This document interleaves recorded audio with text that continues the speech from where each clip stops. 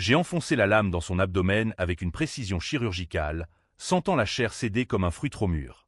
Son sang a coulé chaud sur mes mains, mais ses lèvres se sont étirées en un sourire pervers, presque approbateur. « Tu es comme moi, au fond », a-t-elle susurré, avant que ses yeux ne se voilent pour toujours. Paris, cette ville des lumières éternelles, m'avait toujours semblé un mirage cruel. J'y étais arrivé il y a 5 ans, un sac à dos usé sur l'épaule, fuyant les ombres d'un passé algérien que je portais comme une malédiction.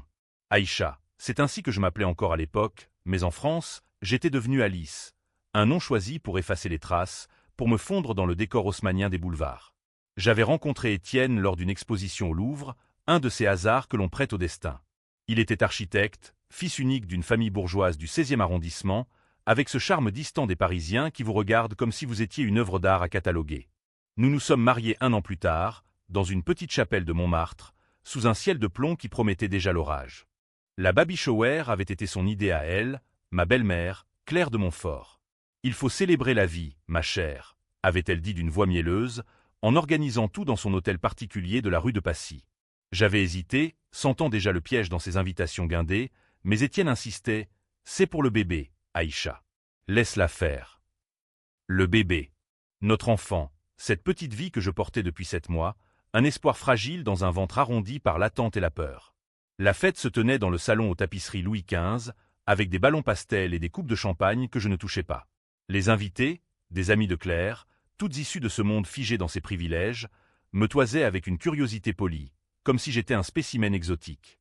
Puis elle a levé son verre, Claire, au centre de la pièce, sa silhouette élancée drapée dans une robe Chanel impeccable. « À la future mère », a-t-elle trinqué, avant d'ajouter, d'une voix qui a fendu l'air comme un couperet, même si elle reste une étrangère parmi nous.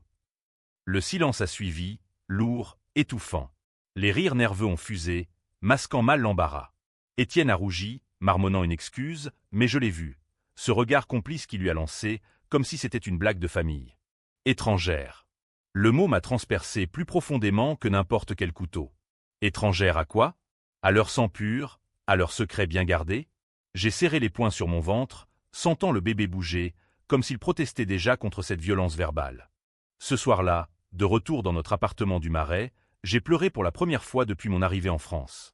Étienne m'a consolé maladroitement, promettant que c'était « juste Claire, tu sais comment elle est ». Mais je savais. Au fond de moi, une rage sourde montait, nourrie par des années de silence et de regards en coin. Claire n'avait jamais accepté notre mariage. Une Algérienne, avait-elle dit un jour à Étienne, assez fort pour que je l'entende depuis la cuisine. Elle va diluer notre lignée. Diluer. Comme si j'étais un poison.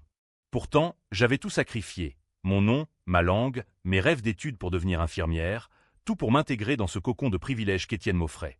Et maintenant, enceinte de son enfant, j'étais reléguée au statut d'intruse. Les jours suivants ont été un tourbillon de tensions. Claire m'envoyait des messages lénifiants, des recettes de cuisine française, pour t'aider à t'acclimater, mais je lisais entre les lignes sa condescendance.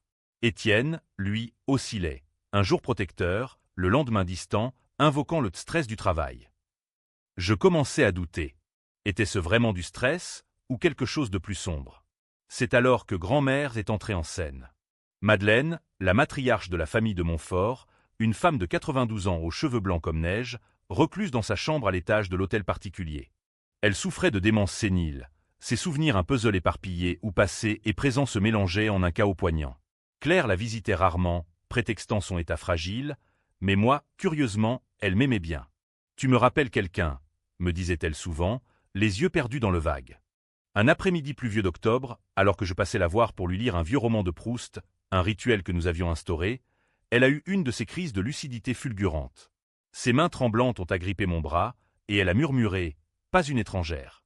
Non, ma petite, tu es du sang. » J'ai ri nerveusement, pensant à une confusion de plus. Mais elle a insisté, sa voix chevrotante gagnant en force. « Claire. » Elle a menti. Le bébé de 1952. Pas le sien. Le mien. Volé. Volé. Le mot a résonné comme un glas. Elle a commencé à délirer, mélangeant date et nom, mais des fragments émergeaient. Une naissance illégitime pendant la guerre d'Algérie, un échange d'enfants à l'hôpital de Paris, un secret enterré sous des couches de honte bourgeoise. Je suis reparti de là le cœur battant, un carnet de notes griffonné à la hâte dans mon sac. Était-ce possible? Claire, l'héritière parfaite, n'était pas la vraie fille de Madeleine? Et moi? Moi qui ressemblais tant à ces vieilles photos jaunies que grand-mère gardait dans son tiroir. Des traits maghrébins, des yeux en amande. Ce soir-là, j'ai fouillé l'appartement d'Étienne pendant qu'il dormait. Dans son bureau, derrière une pile de blueprints, un dossier scellé, des certificats de naissance falsifiés, des lettres jaunies signées d'un médecin de l'époque. La vérité me sauta au visage comme un coup de fouet. En 1952, pendant que la France coloniale agonisait en Algérie, Madeleine, jeune veuve, avait accouché d'une fille métisse, fruit d'une liaison avec un officier pied-noir. Pour sauver les apparences, Claire, une orpheline blanche d'un hospice voisin, avait été substituée. La vraie fille, ma mère peut-être, avait été abandonnée, ou pire, confiée à un orphelinat anonyme. Mais le choc n'était pas là. Le dossier révélait plus, Claire savait. Depuis des années. Et quand j'avais débarqué dans la vie d'Étienne, avec mon accent chantant et mes origines qu'elle flairait comme un chien de chasse, elle avait vu en moi la menace. La revenante. Pire encore, pour étouffer le scandale naissant où j'avais commencé à poser des questions sur ma propre naissance, adoptée dans un foyer algérois, Claire avait ourdi un plan. Elle avait saboté ma candidature à l'hôpital où je postulais pour infirmière, en insinuant que j'étais instable. Et le summum. Lors d'un dîner familial, elle avait glissé dans mon verre une dose de somnifère, me faisant accuser d'ivresse publique devant les beaux-parents. J'avais porté le blâme, perdu un poste temporaire, tout ça pour qu'elle garde son secret intact. La rage m'a consumé cette nuit-là. Étienne, mon mari, mon amour, était-il complice? Ses absences prolongées, ses appels chuchotés à sa mère. Tout collait. Phénomène de l'oiseau de proie, Claire l'avait manipulé depuis l'enfance, le modelant en pantin pour protéger son trône usurpé. J'ai décidé de contre-attaquer. Pas avec des cris ou des larmes. Non, avec la froideur d'une lame aiguisée. D'abord, j'ai contacté un détective privé, un ancien flic du quartier latin, pour creuser plus profond. Les preuves affluaient, des témoignages d'infirmières âgées, des archives hospitalières numérisées. Ma mère était bien la fille de Madeleine, abandonnée et adoptée en Algérie. Et moi, Aïcha Alice, j'étais l'héritière légitime. Claire n'était qu'une usurpatrice, une voleuse de sang. Pourtant, la revanche ne pouvait être brute. Elle devait être théâtrale, à la française, un ballet de masques et de coups bas. J'ai commencé par infiltrer son cercle. À la baby shower suivante, ironie du sort, elle en organisait une pour une de ses amies snobs. J'ai feint l'amitié. Pardonne-moi pour l'autre fois, Claire. C'était le stress, ai-je susurré, en lui offrant un cadeau empoisonné. Un album photo restauré, avec des clichés de Madeleine jeune, flanqué d'un amant anonyme. Ses yeux ont vacillé une seconde, mais elle a ri, nerveuse. Que de souvenirs. Étienne, de son côté, craquelait. Je l'ai confronté un soir, dans notre lit, le dossier étalé comme une sentence. Ton père le savait-il? Ai-je demandé, la voix tremblante. Il a nié, puis avoué par bribes. Claire l'avait briefé, lui promettant une part de l'héritage s'il me surveillait.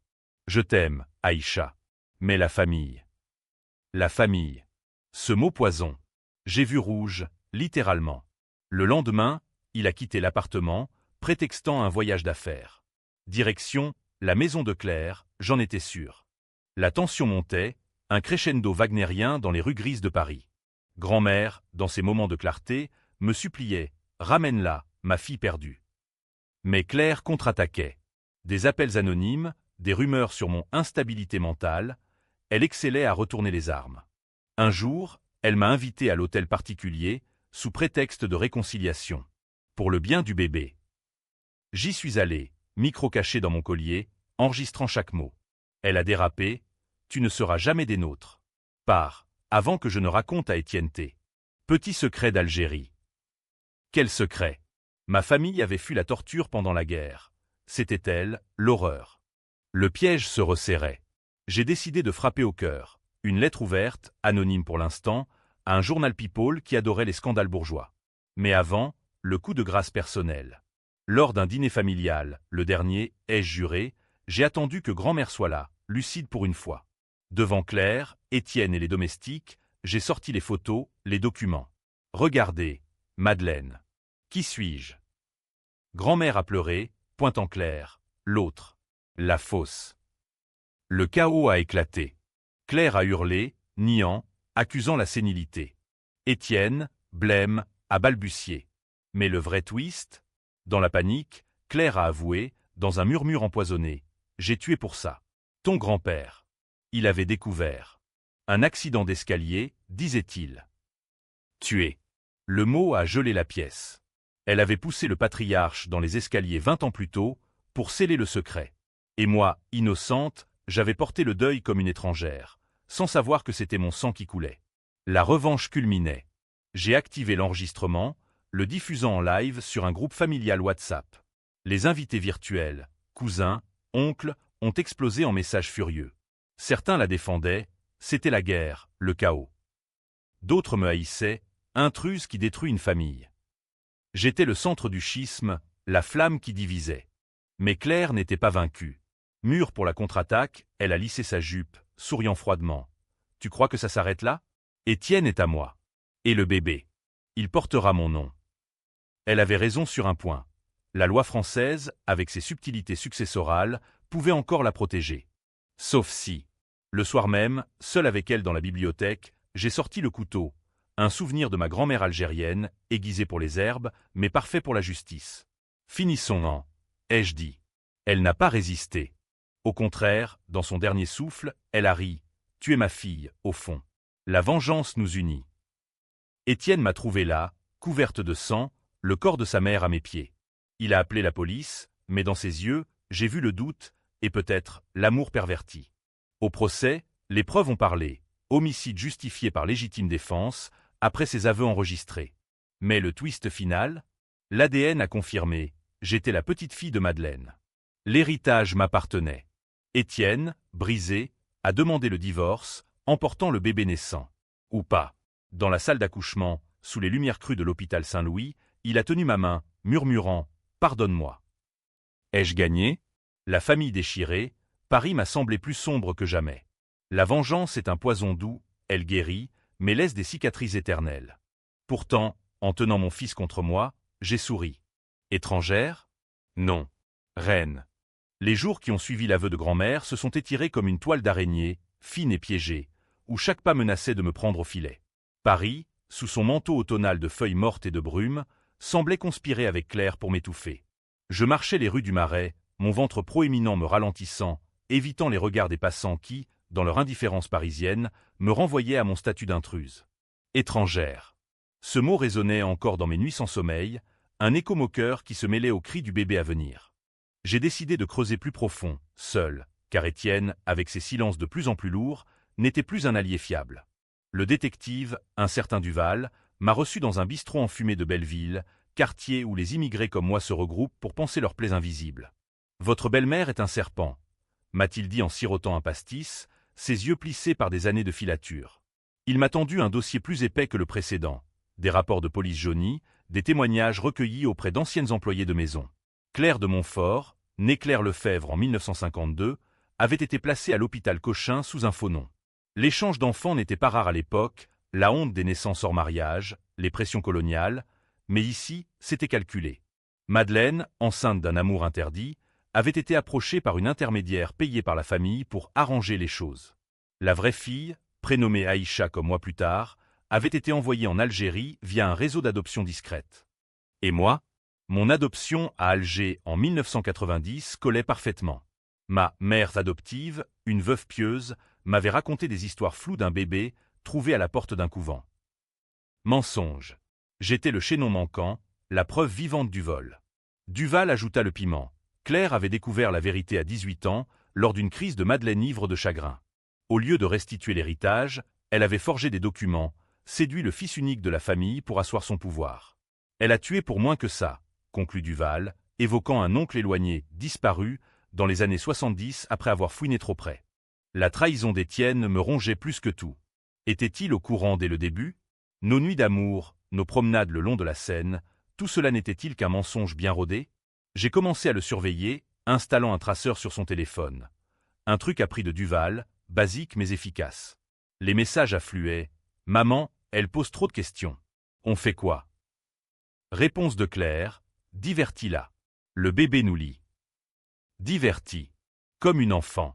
La rage bouillonnait, un feu lent qui me consumait de l'intérieur. Je n'étais plus la femme douce qui lisait Proust à grand-mère. J'étais une louve, protégeant son petit contre les hyènes. Claire, sentant le vent tourner, a multiplié les assauts. Un matin, un colis anonyme, des photos de moi en Algérie, manipulé pour suggérer une vie de débauche, drogue, amant. Pour te rappeler tes racines, notez une carte jointe. J'ai ri, amer, et les ai brûlés dans l'évier. Puis, l'escalade. Elle a convaincu Étienne de m'interner, pour mon bien, prétextant une grossesse à risque due à mon stress culturel. J'ai fui l'appartement cette nuit-là, me réfugiant chez une cousine à Barbès, un quartier où l'odeur d'épices me ramenait à mes origines refoulées. Là, dans un 2 pièces étouffant, j'ai planifié ma riposte. Pas de violence brute, non, quelque chose de plus français, de plus littéraire, une exposition des péchés, un Balzac des bas-fonds bourgeois. J'ai contacté un journaliste freelance, une femme au nom prédestiné, Véronique Vengeance, plume acérée du canard enchaîné.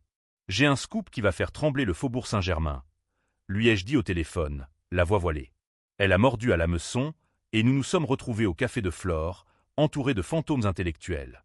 Je lui ai livré les faits, sans émotion, comme un procureur. C'est du Hugo revisité, a-t-elle commenté, les yeux brillants. L'article est sorti une semaine plus tard, le sang volé d'Aide de Montfort, une bourgeoise usurpatrice. Les réactions ont fusé, indignation chez les conservateurs, triomphalisme chez les progressistes. Claire a nié en interview, larmoyante, une calomnie raciste contre une famille unie. Raciste. Le mot qu'elle m'avait jeté à la figure, retourné contre elle. Mais la contre-attaque fut fulgurante. Étienne m'a appelé, voix brisée.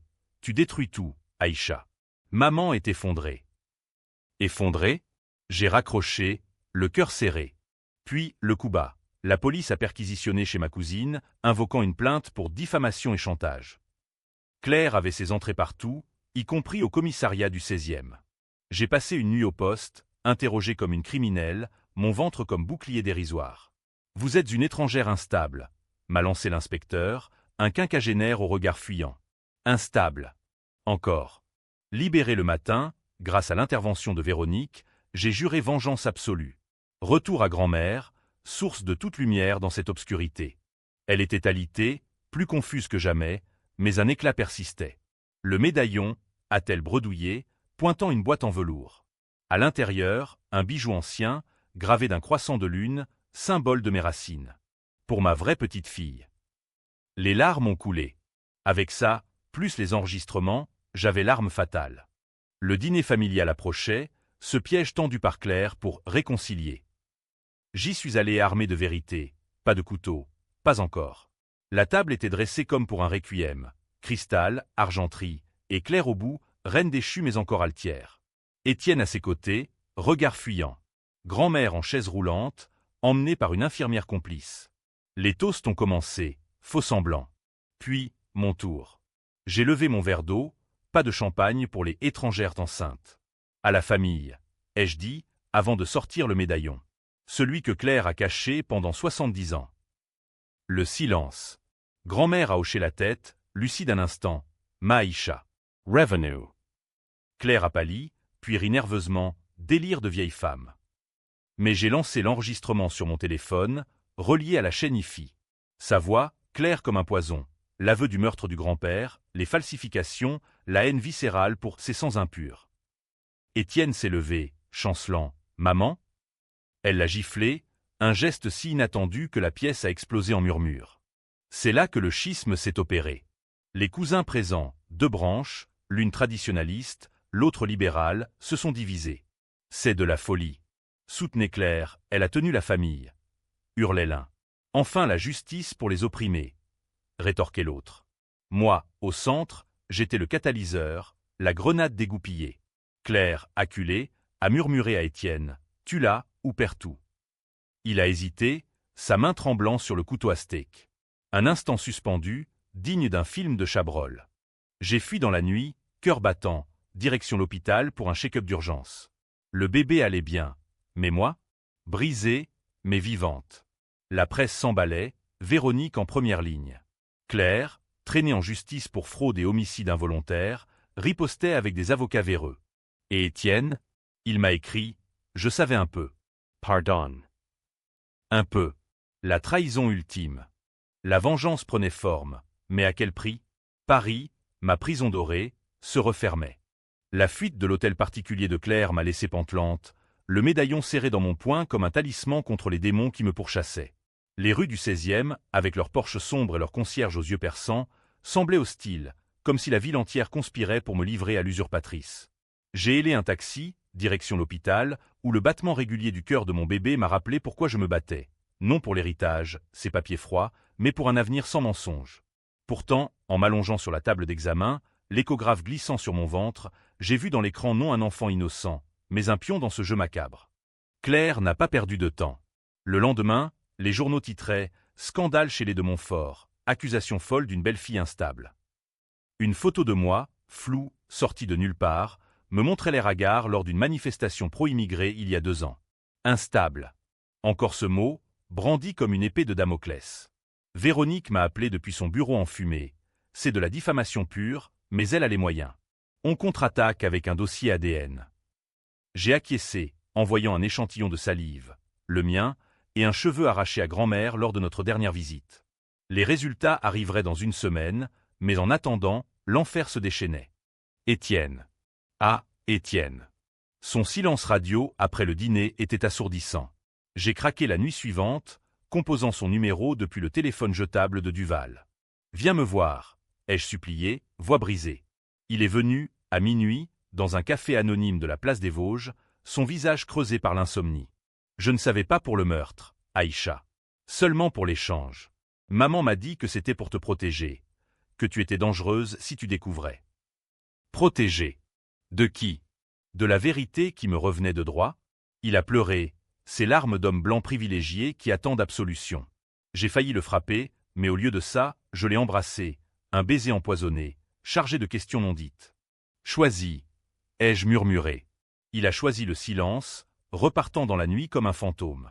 La machine de Claire tournait à plein régime.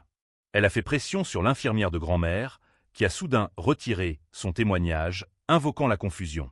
Puis, un appel anonyme, abandonne ou le bébé paiera. Ma main a tremblé sur mon ventre. Était-ce elle ou ses sbires? Duval a tracé l'appel, un burner phone acheté près de l'hôtel particulier. Preuve circonstancielle, mais suffisante pour alerter la police. J'ai déposé plainte pour menace, mais l'inspecteur, le même du 16e, avec son air complice, a haussé les épaules. Pas de preuves solides, madame. Et avec votre background, c'est délicat. Background. Étrangère. Instable. Les mots s'empilaient comme des briques, mûrs en marage. J'ai plongé dans les archives moi-même, passant des nuits à la Bibliothèque nationale, feignant l'étudiante pour accéder aux registres coloniaux. Là, dans un volume poussiéreux sur les adoptions post-guerre, j'ai trouvé le nom de ma mère, Aïcha Ben Ali, née à Paris en 1952, transférée en Algérie le 15 juin. Morte en 1995 d'un accident, voiture dans un ravin, près d'Alger. Suicide ou sabotage. Un article de presse locale mentionnait une enquête bâclée. Claire avait-elle tendu la main jusqu'en Afrique du Nord? La nausée m'a submergé. Ma mère, volée 2 fois, d'abord de sa famille, puis de sa vie. La riposte devait être chirurgicale. Avec Véronique, nous avons orchestré un piège. Une interview exclusive, moi en guest anonyme sur une radio périphérique, Voix des oubliés. J'ai raconté l'histoire sans nommer Claire, mais avec assez de détails pour que les auditeurs connectent les points. L'émission a fait le buzz, relayée sur Twitter ou X, comme ils disent maintenant, avec des hashtags comme S'envol et Justice pour Aïcha. Les soutiens affluaient, associations d'immigrés, féministes radicales. Mais aussi les haineux, rentrez chez vous, voleuses. Le clivage grandissait, Paris se divisant en 2 camps comme lors des émeutes de 2005. Claire a riposté par l'intimidation physique. Un soir, rentrant de l'hôpital, 2 hommes en costard m'ont coincé dans une ruelle de Belleville. « Madame de Montfort vous salue », a grogné l'un, me plaquant contre le mur. J'ai hurlé, griffé, et un passant, un vieux kabyle comme moi, est intervenu avec son parapluie. La police est arrivée tard, notant la plainte sans enthousiasme. Duval m'a mis en garde, elle va passer à la vitesse supérieure. Préparez-vous à fuir. Fuir? Jamais. C'était mon pays maintenant, mon sang. Grand-mère, dans un sursaut de clarté, m'a fait venir. Allongée, frêle comme une feuille d'automne, elle a glissé dans ma main une lettre cachetée, pour quand tu auras besoin. À l'intérieur, le testament original, daté de 1980, léguant tout à ma fille Aïcha, où qu'elle soit. Claire l'avait falsifié après la mort du grand-père. Preuve irréfutable. Utilise-la, a-t-elle susurré, avant de sombrer dans le sommeil éternel. Elle est morte 2 jours plus tard, paisiblement. Son décès a fait la une, la douairière des de Montfort emporte ses secrets. Mais j'avais la clé. L'ADN est arrivé, match parfait. 99,9%, moi, petite fille légitime. J'ai convoqué Étienne dans un notaire neutre, près de la Bastille. Divorce ou reconnaissance. Il a signé, tremblant, mais dans ses yeux, une lueur. Regret ou calcul. Claire, apprenant la nouvelle, a craqué. Elle m'a appelé, voix hystérique, salope d'Algérienne. Tu vas payer pour ça. Payer? J'ai ri, pour la première fois depuis des mois. Le piège se refermait. Le gala de charité, son bastion social, serait le théâtre final. J'y suis allé, robe noire moulante malgré mon ventre, escorté par Duval déguisé en majordome. Parmi les diamants et les faux sourires, j'ai attendu. Claire, au micro pour un discours sur l'unité familiale, a vu mon regard. Elle a bafouillé, puis fui vers les coulisses. Je l'ai suivie, le cœur en tambour. C'est fini, ai-je dit, brandissant le testament. Elle a ri, folle. Tue-moi, si tu oses. Comme j'ai tué pour ça. Le couteau est sorti de mon sac, pas pour frapper, mais pour menacer. Elle s'est jetée dessus, dans un geste théâtral. Blessure superficielle, mais assez pour l'ambulance. Légitime défense, ai-je murmuré aux flics. Le scandale a éclaté. Procès pour tentative de meurtre contre elle. Ironie suprême. Mais le twist? Étienne a témoigné contre moi. Elle est obsédée. Trahison totale. Le jury a hésité, divisé comme la société. Acquitté, mais brisé. Le procès s'est ouvert sous un ciel de Paris plombé, comme si la ville retenait son souffle pour juger non seulement Claire, mais l'âme même de la France, terre d'accueil ou de rejets viscéraux. La salle du palais de justice de l'île de la Cité, avec ses boiseries sombres et ses portraits de magistrats austères, m'a enveloppé d'une atmosphère théâtrale, digne d'un roman de Zola. J'étais l'accusé numéro 2, après Claire pour fraude et homicide, mais pour agression avec préméditation. L'avocat de la partie civile, un requin aux lunettes cerclées d'or, m'a dépeinte comme une immigrée vengeresse, assoiffée de sang bourgeois. Immigrée. Le mot, encore, comme une marque au fer rouge. Étienne était son atout maître. Assis au premier rang, costume impeccable, il a témoigné d'une voix posée, presque tendre. Aïcha a changé après la baby shower. Elle harcelait ma mère, obsédée par des fantômes familiaux. Obsédée. J'ai serré les accoudoirs, sentant le bébé donner un coup de pied rageur. Mon avocat, une femme farouche prénommée Léa, militante des droits des femmes, a contre-attaqué avec les enregistrements, le testament, l'ADN. Madame de Montfort a volé une vie, et tente maintenant d'en voler une autre. La salle a murmuré, divisé. Applaudissements sporadiques des immigrés au fond, sifflets des familles huppées. Claire, en chaise roulante, sa blessure exagérée pour la pitié, a volé la vedette. Maquillée comme pour un opéra, elle a pleuré. J'ai élevé cette famille avec amour. 7. Personne veut nous détruire pour de l'argent. De l'argent? L'héritage n'était qu'un symbole. C'était le sang, la reconnaissance. Mais ses yeux, quand ils croisaient les miens, brillaient d'une malice intacte. Elle louchait sur Étienne, son pantin, et je voyais les ficelles, des promesses chuchotées, des dettes familiales pour le lier. Les témoignages ont défilé, un carnaval de masques. La cousine d'Étienne, libérale, a défendu ma cause. Claire a toujours été toxique, manipulatrice. Un oncle conservateur a craché. C'est une invasion, ces histoires d'origine. La France n'est pas un bazar. Le clivage s'accentuait, faisant les choux gras des médias. Team Aïcha contre Défend Claire, avec des débats enflammés sur BFM. Véronique couvrait le tout, son blog explosant de vues. Puis, le coup de théâtre. Duval a produit des preuves nouvelles. Des virements bancaires de Claire vers un « fixeur » en Algérie, daté de 1995, l'année de la mort de ma mère. Sabotage, a-t-il affirmé. Claire a blêmi, niant, coïncidence. Mais le doute s'insinuait. Étienne, sous serment, a craqué lors du contre-interrogatoire. Elle m'a forcé à mentir. Pour le bébé. Le bébé. Notre fils, né 2 semaines avant le procès, confié à une nourrice pendant que je pourrissais en attente de jugement. J'ai fermé les yeux, imaginant ces petits poings serrés. La nuit, en cellule provisoire, un luxe relatif pour les accusées enceintes, les doutes m'assaillaient. Étais-je la monstère qu'il décrivait? Venger ma mère, restituer mon nom, était-ce si monstrueux? Un gardien compatissant m'a glissé un journal. une pétition en ligne, 50 000 signatures pour « Justice pour Aïcha, fille de France ». Soutien inattendu, qui m'a donné des ailes. Le verdict est tombé après 3 jours de délibération. Claire, coupable de fraude, mais acquittée d'homicide pour manque de preuves. Moi, non-lieu pour agression, légitime défense établie.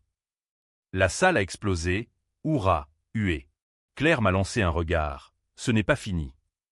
Étienne, dehors, m'a attendu avec le bébé. Reviens, a-t-il supplié. J'ai hésité, touchant la joue de mon fils. Trahison ou rédemption? La revanche n'était pas totale. Claire, ruinée par les frais, vendait l'hôtel particulier. Mais elle complotait encore, un appel à un tabloïd insinuant que j'avais fabriqué l'ADN. Faux, mais suffisant pour un nouveau scandale. J'ai décidé de frapper définitivement. Avec l'héritage, une fortune modeste, mais symbolique, j'ai financé un centre pour mères immigrées à Barbès, nommé Aïcha S Refuge. Claire l'a appris et a pété un câble, débarquant un jour, à garde. « Tu me voles tout », a-t-elle hurlé dans le hall. C'est là, dans cette confrontation finale, que le vrai twist s'est révélé. Fouillant ses poches dans la bagarre, j'ai trouvé une lettre, de ma mère à Madeleine, non envoyée. Je sais la vérité. Pardonne-moi de ne pas avoir lutté. Et une note de Claire, brûlée après lecture. Elle avait intercepté, puis orchestré l'accident. Preuve ultime. Je l'ai confrontée, seule dans le bureau du centre. Pourquoi? Elle a ri, brisée, pour être quelqu'un. Pas une orpheline. Empathie fugace, puis rage. Le couteau, un coupe-papier cette fois, a brillé. Elle s'est jetée, encore. Blessure fatale, cette fois. Enfin libre, a-t-elle expiré. Étienne m'a trouvé, comme un écho du début. Mais il a menti aux flics, accident. Elle a glissé. Complice, par amour ou peur? La police a clos l'affaire, suicide. Paris a oublié, mais moi, non. La mort de Claire a laissé un vide étrange. Pas de triomphe, mais une paix empoisonnée, comme l'après-coup de tempête sur la Seine. Paris s'est réveillé sous un soleil pâle de décembre, indifférente à nos drames bourgeois, et j'ai tenu mon fils contre moi dans le parc des Buttes-Chaumont, regardant les feuilles mortes tourbillonner. Étienne vivait avec nous maintenant, un fantôme repentant, cuisinant des tagines maladroits pour se racheter. Je l'aimais, Aïcha, mais elle m'a volé à moi aussi, murmurait-il les nuits où le bébé pleurait. Vraiment? Ses yeux fuyaient encore, et je me demandais si la trahison n'était pas une maladie familiale, transmise comme un gène défectueux. L'héritage affluait, l'hôtel particulier vendu, les comptes débloqués. J'ai investi dans le refuge, qui bourgeonnait, mère voilée, sans papier, toute étrangère à leurs yeux, mais reine à mes côtés. Véronique a écrit un livre, Le sang des oubliés, best-seller qui a divisé la France. Certains me voyaient héroïne, vengeresse des colonisés, d'autres, destructrice de tradition. Des débats télévisés rageurs, où on m'invitait comme trophée, Aïcha de Montfort, imposture ou justice. Mais le twist, le vrai, celui qui hante mes rêves, est venu des archives finales. Duval, payé grassement, a exhumé un dernier document, une lettre de Claire à Étienne, datée d'avant notre mariage. Fils, elle est ta sœur. La vraie. Ne la laisse pas approcher. Sœur. L'horreur m'a frappé comme un raz-de-marée. Madeleine avait eu une liaison, mais avec qui? Le grand-père? Non, au pire, un frère caché, un oncle indigne. L'échange n'était pas seulement vol, c'était inceste voilé, un secret pour protéger non la lignée, mais la pourriture. Étienne savait. Depuis le début. Notre amour, notre enfant, tabou. Il l'avait caché pour me protéger ou pour son propre dégoût. Lors d'une confrontation dans notre ancien appartement du Marais, il a avoué, en larmes, « Je t'aime encore plus pour ça. » Interdit, pur. Pur, j'ai vomi, littéralement, le poids de cette abomination. La vengeance finale, j'ai brûlé la lettre, effacé les traces. Pas de scandale. Ça détruirait le bébé, ce petit être innocent de nos péchés. Étienne est parti, pour réfléchir, emportant des valises et des regrets. Moi, seul avec mon fils, prénommé Zinedine, pour mes racines, j'ai repris mon nom, Aïcha Ben Ali de Montfort. Hybride, fier. Était-ce un happy end? Biquet. Les lecteurs jugeront. Moi, je marche les boulevards, le médaillon au cou, sentant le sang, le mien, volé et rendu, pulser. Paris m'a accepté, enfin. Ou m'a-t-elle juste toléré? La lame, rangée, attend. Au cas où. Fin.